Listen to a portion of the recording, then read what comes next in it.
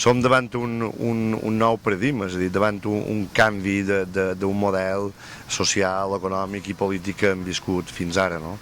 Un pot anar enrere o un pot anar endavant. Parlant de molt de drets que mos ha costat dècades es poder aconseguir. Una sanitat pública de qualitat, una educació pública laica, de qualitat, unes polítiques socials que sobretot han d'anar orientades en aquelles persones que més ho necessiten.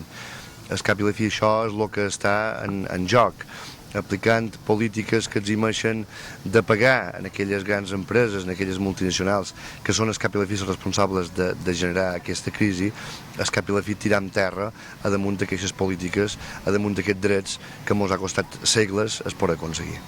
Davant aquesta situació el que proposam sobretot és una fiscalitat progressiva que garanteixi que aquesta educació pública, laica, de qualitat, aquesta sanitat pública de qualitat, aquestes polítiques socials de promoció econòmica, de promoció d'accés a l'habitatge siguin possibles.